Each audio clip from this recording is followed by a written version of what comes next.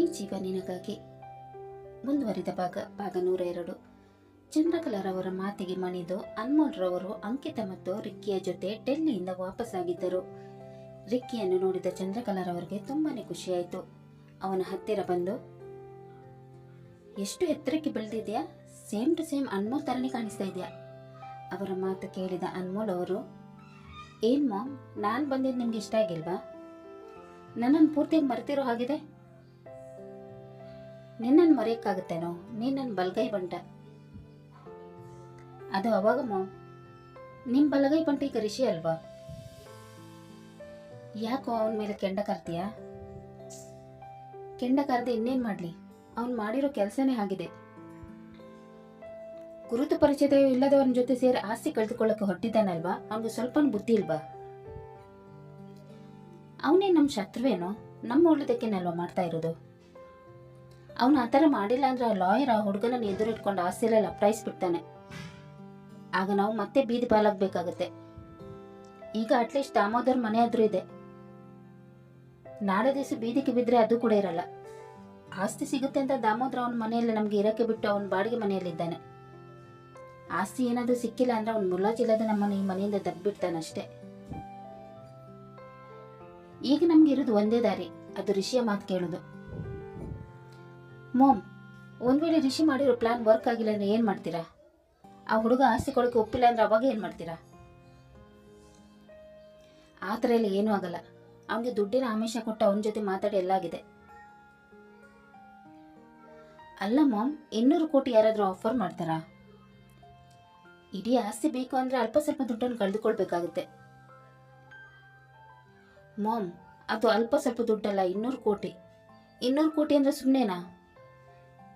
ಏನ್ ನೀವು ಇಷ್ಟು ಸಿಲ್ಲಿಯಾಗಿ ಮಾತಾಡ್ತಾ ಇದ್ದೀರಾ ಮಾಮ್? ನಾನು ಕೂಡ ಮೊದಲು ನಿನ್ನ ಥರನೇ ಯೋಚಿಸಿದ್ದೆ. ಆಮೇಲೆ ನನಗೆ ರಿಷಿ ಎಲ್ಲ ವಿಷಯವನ್ನು ವಿವರಿಸಿ ಹೇಳಿದ. ಇಡೀ ಆಸ್ತಿ ಸೇರಿ 90,000 ಕೋಟಿ ಇರ್ಬೋದು. ಅದರಲ್ಲಿ 200 ಕೋಟಿ ಹೋದ್ರೆ ನಮ್ಗೇನು ಲಾಸ್ ಇಲ್ಲ. ನೀನು 200 ಕೋಟಿ ಚಿಂತೆ ಬಿಟ್ಟು 90,000 ಕೋಟಿ ಬಗ್ಗೆ ಯೋಚನೆ ಮಾಡು. 200 ಕೋಟಿಯಿಂದ 90,000 ಕೋಟಿ ಸಿಗುತ್ತೆ ಅಂದ್ರೆ ನಾವು ಯಾಕೆ 200 ಕೋಟಿ ಬಗ್ಗೆ ಚಿಂತೆ ಮಾಡಬೇಕು? ನೀನು ಚಿಕ್ಕ ಚಿಕ್ಕ ವಿಷಯಕ್ಕೆ ತಲೆ ಕೆಡಿಸ್ಕೋಬೇಡ. ದೊಡ್ಡ ಮೀನು ಹಿಡಿಬೇಕಂದ್ರೆ ಚಿಕ್ಕ ಮೀನನ್ನು ಗಾಳಕ್ಕೆ ಹಾಕಲೇಬೇಕು. ಅಮ್ಮ ಮಗ ಸೇರಿ ಅದೇನು ಮಾಡ್ತೀರೋ ಮಾಡ್ಕೊಳ್ಳಿ. ಒಟ್ನಲ್ಲಿ ನನ್ನ ಮಗನಿಗೆ ಆಸ್ತಿ ಎಲ್ಲ ಸೇರ್ಬೇಕಷ್ಟೆ. ಎಲ್ಲ ಆಸ್ತಿ ನಿನ್ನ ಮಗನಿಗೆ ಹೊಟ್ಟರೆ ನಾವೇ ನೀನು ಚೊಂಬು ಹಿಡ್ಕೊಂಡು ಕೂತ್ಕೊಳ್ಳೋದಾ? ಆಸ್ತಿ ಎಲ್ಲರಿಗೂ ಸಮಪಾಲಾಗಿ ಸಿಗುತ್ತೆ, ಬರೀ ನಿನ್ನ ಮಗನಿಗೆಲ್ಲ. ನಾವೆಲ್ಲ ಎಷ್ಟೊಂದು ಕಷ್ಟಪಡ್ತಾ ಇರ್ತೀವಿ ನಿನ್ನ ಮಗನಿಗೆ ಆಸ್ತಿ ಸಿಗಕ್ಕ? ಎಲ್ಲರಿಗೂ ಸಿಗಕ್ಕೆ. ಸ್ವಾರ್ಥನ ಬದುಕಿಟ್ಟು ರಿಷಿಗೆ ಸ್ವಲ್ಪ ಹೆಲ್ಪ್ ಮಾಡು ಅಂತ ಹೇಳಿದ ಅವರು ಸಿಟ್ಟಿನಿಂದ ಅಲ್ಲಿಂದ ಹೋದರು. ಇದನ್ನು ನೋಡಿದ ಅಂಕಿತರವರು, ಅನ್ಮೋಲ್, ಆಸ್ತಿ ಎಲ್ಲ ನಮ್ಮ ಮಗನಿಗೆ ಸೇರುತ್ತೆ ಅಂದರೆ ಅನ್ಕೊಂಡ್ರೆ ಇವರೇನು ಈ ರೀತಿ ಹೇಳ್ಬಿಟ್ಟು ಹೋದ್ರು? ಇದೆಲ್ಲ ರಿಷಿಯಿಂದ ಆಗಿರೋದು. ನಾವು ಈ ಮನೆ ಬಿಟ್ಟು ಹೋಗಲೇಬಾರ್ದಿತ್ತು. ಅವ್ನು ಪೂರ್ತಿಯಾಗಿ ಮಾಮ್ನ ಮೈಂಡ್ ವಾಶ್ ಮಾಡಿದ್ದಾನೆ. ಮೊದಲೆಲ್ಲ ಮಾಮ್ ಆಸ್ತಿ ರಿಕ್ಕಿ ಹೆಸರಿಗೆ ಮಾಡಿಸೋಣ ಅಂತ ಹೇಳ್ತಾ ಇದ್ರು. ಈಗ ನೋಡಿದ್ರೆ ಈ ರೀತಿ ಮಾತಾಡ್ತಾ ಇದ್ದಾರೆ. ಒಂದ್ಸಲ ಆಸ್ತಿ ಎಲ್ಲ ಆ ಹುಡುಗನ ಹೆಸರಿಗೆ ಆಗಲಿ, ಆಮೇಲೆ ನೋಡೋಣ ಏನು ಮಾಡೋದು ಅಂತ. ಮೊದಲು ನಾನು ಆ ಹುಡುಗನ ನೋಡಬೇಕು, ಆಮೇಲೆ ಅವನ ಹತ್ರ ಏನು ಮಾತಾಡ್ಬೇಕಂತ ನನಗೆ ಚೆನ್ನಾಗೇ ಗೊತ್ತು. ರಿಷಿ ಮೊದಲು ಹೇಗಿದ್ನ ಅದೇ ಥರ ಇರಬೇಕು. ಅದನ್ನು ಬಿಟ್ಟು ನನ್ನ ಜಾಗ ಕಸಿದುಕೊಳ್ಳೋದಕ್ಕೆ ನೋಡಿದ್ರೆ ನಾನಂತೂ ಸುಮ್ಮನೆ ಬಿಡಲ್ಲ. ಈಗ ನಾನು ಹೇಗಾದ್ರೂ ಮಾಡೋ ಆಫೀಸ್ಗೆ ಎಂಟ್ರಿ ಆಗಬೇಕು. ಆಗ ಆ ಹುಡುಗ ಯಾರು ಅಂತ ತಿಳ್ಕೊಂಡು ಅವನ ಜೊತೆ ಮಾತಾಡಿದ್ರೆ ಆಯಿತು. ಅವನಿಗೆ ಮಾತು ಕೇಳ್ತಾನ? ದುಡ್ಡು ಮಾತು ಕೇಳುವಂತ ಮಾಡುತ್ತೆ. ಅವನು 200 ಕೋಟಿ ಆಫರ್ ಕೊಟ್ಟಿದ್ದಾನೆ ಅಲ್ವಾ, ನಾವು ಆ ಹುಡುಗನಿಗೆ 300 ಕೋಟಿ ಆಫರ್ ಕೊಟ್ಟು ನಮ್ಮ ಕಡೆ ಮಾಡ್ಕೊಳ್ಳೋಣ. ಏನಾದರೂ ಮಾಡು ಅನ್ಮೋಲ್, ಆಸ್ತಿ ಮಾತ್ರ ನಮ್ಮ ಮಗನಿಗೆ ಸೇರಬೇಕು. ಸಿಗುತ್ತೆ, ಸಿಗೋ ಹಾಗೆ ನಾನು ಮಾಡ್ತೀನಿ. ನಮ್ಮ ಲೈಫಲ್ಲಿ ಇಂಟರ್ಫಿಯರ್ ಆಗೋಕ್ಕೆ ಆ ರಿಷಿಗೆ ನಾನು ಬಿಡಲ್ಲ. ಅವ್ನು ನನ್ನ ಅಣ್ಣ ಆದರೆ ಏನು, ದುಡ್ಡು ಅಂತ ಬಂದಾಗ ಅಣ್ಣ ತಮ್ಮ ಲೆಕ್ಕಕ್ಕೆ ಬರಲ್ಲ. ನೀನು ಮಾಮ್ ಜೊತೆ ಜಾಸ್ತಿ ಇರು, ಅವ್ರ ಜೊತೆ ಇದ್ದ ಅವ್ರ ಮನವೊಲಿಸೋಕ್ಕೆ ಪ್ರಯತ್ನ ಮಾಡು. ಆಯಿತು ಅಂತ ಹೇಳಿದ ಅಂಕಿತರವರು ಫ್ರೆಶ್ ಆಗಲು ಹೋದರು. ಆಫೀಸಿನಲ್ಲಿ ಅರ್ಜುನ್ ಮತ್ತು ಬೃಂದ ಕ್ಲೋಸ್ ಆಗಿ ಮಾತಾಡ್ತಾ ಇದ್ದಾಗ ಅದನ್ನು ಸಹಿಸಿಕೊಳ್ಳಲಾಗದೆ ಆದ್ಯ ಅಲ್ಲಿಂದ ಎದ್ದು ವಾಶ್ರೂಮ್ಗೆ ಹೋಗಿ ಅಳತೊಡಗಿದಳು. ಇವ್ ನಿಜವಾಗ್ಲೂ ಬದಲಾಗಿದ್ದಾನ? ನನ್ನ ಕೈಯಲ್ಲಿ ನಂಬಕ್ಕೇನೆ ಆಗ್ತಾ ಇಲ್ಲ. ಇವರಿಬ್ಬರು ಯಾವಾಗಿಂದ ಇಷ್ಟು ಕ್ಲೋಸ್ ಆದ್ರು? ಆ ಬೃಂದ ಕೊನೆಗೂ ನನ್ನ ಅರ್ಜುನನ್ನು ನನ್ನಿಂದ ಕಿತ್ಕೊಂಡ್ಬಿಟ್ಲು. ಇಬ್ರು ಪಾರ್ಕಲ್ಲಿ ಬೇರೆ ಭೇಟಿಯಾಗಿದ್ದಾರೆ. ಇದು ಯಾವುದೂ ನನಗೆ ಗೊತ್ತಾಗಲೇ ಇಲ್ಲ. ನನ್ನ ಬೆನ್ನ ಹಿಂದೆ ಇವರಿಬ್ಬರು ಏನೇನು ಮಾತಾಡ್ತಾರೆ ಅಂತ ನನಗೆ ಗೊತ್ತಾಗಲೇ ಇಲ್ಲ. ಇವಳ ಜೊತೆ ಹೋಗಿನೇ ಇವನು ಬದಲಾಗಿರೋದು. ಇವಳು ಸಿಕ್ಲು ಅಂತ ನಾನು ಮರೆತುಬಿಟ್ಟ. ಇಷ್ಟೇನೆ ಇವನ್ ಪ್ರೀತಿ. ಅವಳ ಜೊತೆ ಮಾತಾಡಿದ್ರೆ ಅವನಿಗೆ ಖುಷಿ ಸಿಗುತ್ತೆ ಅಂತೆ. ಆದರೆ ನಾನು ಮಾತಾಡೋಕೋದ್ರೆ ನನ್ನ ಮುಖ ಕೂಡ ನೋಡೋಕ್ಕೆ ಇಷ್ಟಪಡಲ್ಲ. ನನಗೆ ಬೈದ್ಬಿಟ್ಟು ಕಳಿಸ್ತಾನೆ. ಡೈಲಿ ಬೇರೆ ಪಾರ್ಕಲ್ಲಿ ಸಿಗೋಣ ಅಂತ ಹೇಳ್ತಾ ಇದ್ದಾರೆ. ಅರ್ಜುನ್ ಈ ರೀತಿ ಬದಲಾಗ್ತಾನೆ ಅಂತ ನಾನು ಕನಸು ಮನಸ್ಸಿನೆಲ್ಲ ಅಂದ್ಕೊಂಡಿರಲಿಲ್ಲ. ಇಷ್ಟು ಬೇಗ ಅವನಿಗೆ ನನ್ನ ಮೇಲೆ ಪ್ರೀತಿ ಹೊರಟು ಹೋಯ್ತಾ? ಇವರಿಬ್ಬರನ್ನು ಜೊತೆಯಾಗಿ ನೋಡೋಕ್ಕೆ ನನ್ನ ಕೈಯಲ್ಲಿ ಆಗಲ್ಲ. ಏನು ಮಾಡಲಿ ನಾನು? ನನ್ನ ಹುಡುಗ ನನ್ನ ಕೈ ತಪ್ಪಿ ಹೋಗ್ತಾ ಇದ್ದಾನೆ. ಅವನಿಲ್ಲದೆ ನಾನು ಹೇಗಿರಲಿ ಅಂತ ಹೇಳುತ್ತಾ ಬಿಕ್ಕಿ ಬಿಕ್ಕಿ ಅಳತೊಡಗಿದಳು. ಸ್ವಲ್ಪ ಹೊತ್ತಾದ ನಂತರ ಕಣ್ಣೀರು ಒರೆಸಿ ಮುಖ ತೊಳೆದು ತನ್ನ ಕೆಲಸದ ಜಾಗಕ್ಕೆ ಹೋದಳು. ಅಷ್ಟರಲ್ಲಿ ಬೃಂದ ಕೂಡ ಅಲ್ಲಿಂದ ಹೋಗಿ ಆಗಿತ್ತು. ಒಂದ್ಸಲ ಅರ್ಜುನನ ಕಡೆ ನೋಡಿದವಳು. ಅವಳ ಜೊತೆ ಮಾತಾಡಿ ಆದಮೇಲೆ ಎಷ್ಟು ಖುಷಿಯಾಗಿದ್ದಾನೆ. ಜನಗಳು ಈ ರೀತಿ ಬದಲಾಗ್ತಾರ? ನನ್ನ ಜೀವ ಅಂತ ಅಂದ್ಕೊಂಡವನು ಇಂದು ನನ್ನನ್ನು ತಿರಸ್ಕರಿಸಿ ನನ್ನ ಜೀವನ ತೆಗೆಯಲು ಹೊರಟಿದ್ದಾನೆ. ಆ ಬೃಂದಳನ್ನು ಮಾತ್ರ ನಾನು ಸುಮ್ಮನೆ ಬಿಡಲ್ಲ. ನಾನು ಅರ್ಜುನನ್ನು ಪ್ರೀತಿಸ್ತೀನಿ ಅಂತ ಗೊತ್ತಿದ್ರು ಕೂಡ ಅವನು ಹಿಂದೆ ಬಿದ್ದಿದ್ದಾಳೆ ಅಂದ್ರೆ ಅವಳು ಎಷ್ಟು ಬರಗಿಟ್ಟಿರಬೇಕು. ಅವಳಿಗೆ ಬೇರೆ ಯಾವ ಹುಡುಗನ ಸಿಕ್ಕಿಲ್ವಾ? ನನ್ನ ಅರ್ಜುನನ್ ಬೇಕಿತ್ತ? ಅವಳಿಗೆ ಮೊದಲಿಂದನೂ ಅರ್ಜುನ ಮೇಲೆ ಕಣ್ಣಿತ್ತು. ನಾನು ಆವಾಗಲೇ ಎಚ್ಚೆತ್ಕೊಳ್ಬೇಕಿತ್ತು. ಆಗ ನನ್ನ ಅರ್ಜುನ್ ನನ್ನ ಜೊತೆನೇ ಇರ್ತಾ ಇದ್ದ. ಈಗಲೂ ಕಾಲ ಮಿಂಚಿಲ್ಲ. ಇವತ್ತು ಮನೆಗೆ ಹೋಗೋ ಟೈಮಲ್ಲಿ ಅವಳಿಗೆ ಸರಿಯಾಗಿ ಮಾಡ್ತೀನಿ. ಪಿ.ಜಿ ಬಿಟ್ಟು ಅವಳು ಚಿಕ್ಕಪ್ಪನ ಮನೆಯಲ್ಲಿ ಇದ್ದಾಳೆ ಅಂದ್ರೆ ಅದು ಅರ್ಜುನ್ಗೋಸ್ಕರನೇ. ಬೇಕಂತಲೇ ಪಿ.ಜಿ ಬಿಟ್ಟು ಅಂಕಲ್ ಮನೆಗೆ ಬಂದಿದ್ದಾಳೆ. ಅವಳನ್ನು ಮಾತ್ರ ನಾನು ಸುಮ್ಮನೆ ಬಿಡಲ್ಲ ಅಂತ ಮನಸ್ಸಿನಲ್ಲಿ ಅಂದುಕೊಳ್ಳತೊಡಗಿದಳು. ಆಫೀಸ್ ಮುಗಿಯೋ ಟೈಮಲ್ಲಿ ಆದ್ಯ ಎಂದಿಗಿಂತ ಬೇಗ ಹೊರಟು ಬೃಂದಾಳ ಹತ್ತಿರ ಬಂದಳು. ಆದ್ಯಾಳನ್ನು ನೋಡಿದ ಬೃಂದ, ಇವಳು ಯಾಕೆ ಇಲ್ಲಿ ಬಂದಳು? ಮೋಸ್ಟ್ಲಿ ಆಗ ನಡೆದಿರೋ ವಿಚಾರಕ್ಕೆ ಜಗಳ ಮಾಡೋಕ್ಕೆ ಬಂದಿರ್ಬೋದು ಅಂತ ಅಂದುಕೊಂಡ ಅವಳು, ಅರೆ ಆದ್ಯ, ನೀನೇನಿಲ್ಲಿ? ಮನೆಗೆ ಹೋಗಕ್ಕಿಲ್ವಾ? ಮನೆಗೆ ಆಮೇಲೆ ಹೋಗ್ತೀನಿ.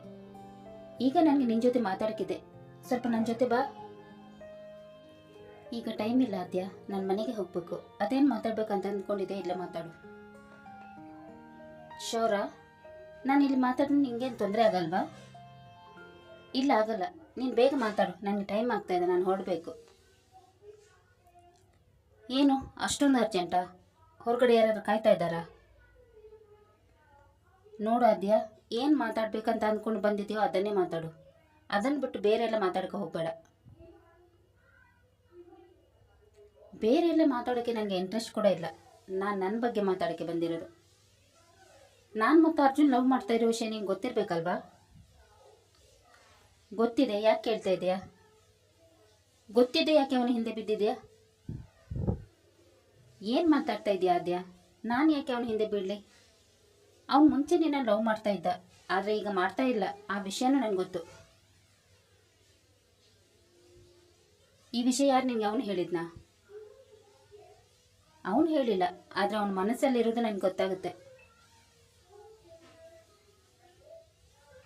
ಓ, ಇನ್ನೊಬ್ಬರ ಮನಸ್ಸಲ್ಲಿ ಏನಿರುತ್ತೆ ಅದೆಲ್ಲ ನಿಂಗೆ ಗೊತ್ತಾಗುತ್ತಾ? ನೀನು ಅವನ ಜೊತೆ ಸೇರಿದಾಗಿನಿಂದ ಅವನು ನನ್ನನ್ನು ಅವಾಯ್ಡ್ ಮಾಡ್ತಾ ಇದ್ದಾನೆ. ಬೇಕಂತಲೇ ಅವನಿಂದ ನನ್ನನ್ನು ದೂರ ಮಾಡೋಕ್ಕೆ ನೋಡ್ತಾ ಇದೆಯಾ? ಅವನಿಂದ ನನ್ನನ್ನು ದೂರ ಮಾಡೋಕ್ಕೆ ಈ ಜನ್ಮದಲ್ಲಿ ನಿನಗೆ ಸಾಧ್ಯ ಆಗಲ್ಲ. ಏನೇನೇ ಮಾತಾಡೋಕ್ಕೆ ಹೋಗಬೇಡ ಆದ್ಯ. ನಾನು ಏಕೆ ನಿಮ್ಮಿಬ್ಬರನ್ನು ದೂರ ಮಾಡೋಕ್ಕೆ ಟ್ರೈ ಮಾಡಲಿ? ಅದರಿಂದ ನನಗೇನು ಸಿಗುತ್ತೆ? ನಾವಿಬ್ಬರು ದೂರ ಆದರೆ ಅವ್ನು ನಿನಗೆ ಸಿಗ್ತಾನೆ ಅಲ್ವಾ? ಅದಕ್ಕೆ ಈ ರೀತಿ ಮಾಡ್ತಾ ಇದೆಯಾ? ನೋಡು ಆದ್ಯ, ನಾನು ಯಾರನ್ನು ಯಾರಿಂದಲೂ ದೂರ ಮಾಡೋಕ್ಕೆ ನೋಡ್ತಾ ಇಲ್ಲ. ನೀನು ಸುಮ್ಮನೆ ಏನೇನೋ ಕಲ್ಪನೆ ಮಾಡ್ಕೊಂಡು ಮಾತಾಡೋಕ್ಕೆ ಬರಬೇಡ. ಇಲ್ಲಿ ಎಲ್ಲರೂ ಇದ್ದಾರೆ, ಅವ್ರ ಎದುರು ಏನೇನೋ ಮಾತಾಡಬೇಡ. ನಾನು ಆಗಲೇ ಹೇಳಿದಲ್ವಾ ಇಲ್ಲಿ ಬೇಡ, ಬೇರೆ ಕಡೆ ಹೋಗಿ ಮಾತಾಡೋಣ ಅಂತ. ಆದರೂ ನೀನೇ ಇಲ್ಲೇ ಮಾತಾಡೋ ಅಂತ ಹೇಳಿದ್ದು. ಈಗೇನಾಯಿತು? ಕೇಳಿಸ್ಕೊಳಕ್ಕಾಗಲ್ವಾ? ನೀನು ಈ ರೀತಿ ಮಾತಾಡ್ತೀಯ ಅಂತ ನನಗೆ ಗೊತ್ತಿರಲಿಲ್ಲ. ಗೊತ್ತಿದ್ರೆ ನಿನ್ನನ್ನು ಇಲ್ಲಿ ನಿಲ್ಲಕ್ಕೂ ಕೂಡ ಬಿಡ್ತಾ ಇರಲಿಲ್ಲ. ಸತ್ಯ ಯಾವಾಗಲೂ ಕಹಿಯಾಗಿರುತ್ತೆ.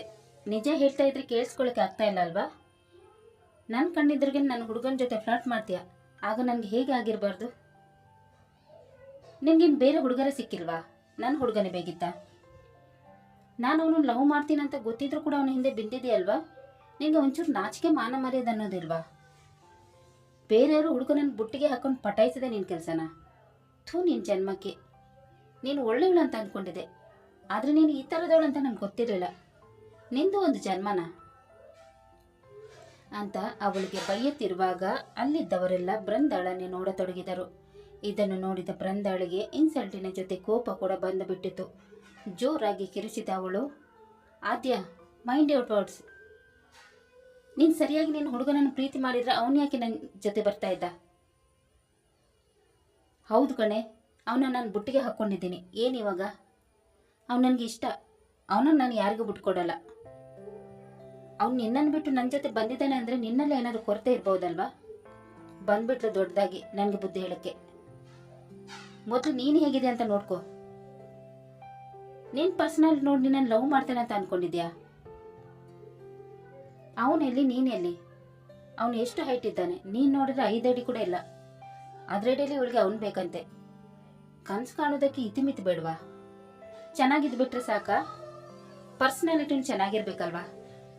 ಏನೋ ನಿನ್ನ ಮೇಲೆ ಅಟ್ರಾಕ್ಷನ್ಗೆ ಆ ಕ್ಷಣದಲ್ಲಿ ಇಷ್ಟಪಟ್ಟಿರ್ಬೋದು, ಅದನ್ನೇ ಲವ್ ಅಂತ ಅಂದ್ಕೊಂಡಿರೋದಾ? ಈಗ ನಾನು ಹೇಳ್ತಾ ಇದ್ದೀನಿ, ಸರಿಯಾಗಿ ಕೇಳಿಸ್ಕೊ. ಹೌದು ಕಣೆ, ನಾನು ಅವನನ್ನು ಲವ್ ಮಾಡ್ತಾ ಇದ್ದೀನಿ. ಅವನು ಕೂಡ ನನ್ನನ್ನು ಲವ್ ಮಾಡ್ತಾ ಇದ್ದಾನೆ. ಏನಿವಾಗ? ಅವಳ ಮಾತು ಕೇಳಿ ಆದ್ಯಾಳಿಗೆ ಬರಸಿಡಿಲು ಬಡಿದ ಹಾಗೆ ಆಯಿತು. ಅವ್ನು ನನ್ನ ಹೊರತು ಬೇರೆ ಯಾರನ್ನು ಕೂಡ ಲವ್ ಮಾಡಲ್ಲ, ಅದು ನನಗೆ ಚೆನ್ನಾಗೇ ಗೊತ್ತು. ನೀನು ಅವನ ಹಿಂದೆ ಎಷ್ಟು ಬೇಕಾದ್ರೂ ಸುತ್ತಾಡ್ಬೋದು, ಆದ್ರೆ ಅವ್ನು ನನ್ನನ್ನೇ ಲವ್ ಮಾಡೋದು. ಇನ್ನೊಂದ್ಸಲ ಅವನ ಹಿಂದೆ ಮುಂದೆ ಸುತ್ತಾಡ್ತಿದ್ರೆ ನಾನು ಏನು ಮಾಡ್ತೀನಿ ನನಗೇನು ಗೊತ್ತಿಲ್ಲ. ಅವಳ ಮಾತು ಕೇಳಿ ಜೋರಾಗಿ ನಕ್ಕ ಬೃಂದ. ಕನಸು ಕಾಣೋದನ್ನ ನಿಲ್ಲಿಸಿ ವಾಸ್ತವಕ್ಕೆ ಬಾ. ಅವನಿಗೆ ನಿನ್ ಮೇಲೆ ಇದ್ದಿದ್ದು ಲವ್ ಅಲ್ಲ, ಅಟ್ರಾಕ್ಷನ್. ಅವನೀಗ ನನ್ನನ್ನು ಲವ್ ಮಾಡ್ತಾ ಇದ್ದಾನೆ, ನಾನು ಕೂಡ ಅವನನ್ನು ಲವ್ ಮಾಡ್ತಾ ಇದ್ದೀನಿ. ಈಗ ನಮ್ಮಿಬ್ಬರ ಮಧ್ಯೆ ನೀನು ಬರ್ತಾ ಇದೆಯಾ? ನೀನೀಗ ಹೇಳಿದ ಮಾತನ್ನು ನಾನು ನಿನಗೆ ಹೇಳಬೇಕಾಗತ್ತೆ. ನನ್ನ ಮತ್ತು ಅರ್ಜುನನ ಮಧ್ಯೆ ಬಂದರೆ ನಾನು ಏನು ಮಾಡ್ತೀನಿ ನನಗೇನು ಗೊತ್ತಿಲ್ಲ. Better you stay away from us. ನಮ್ಮಿಂದ ದೂರ ಇದ್ರೆ ನಿನಗೇನೆ ಒಳ್ಳೆಯದು.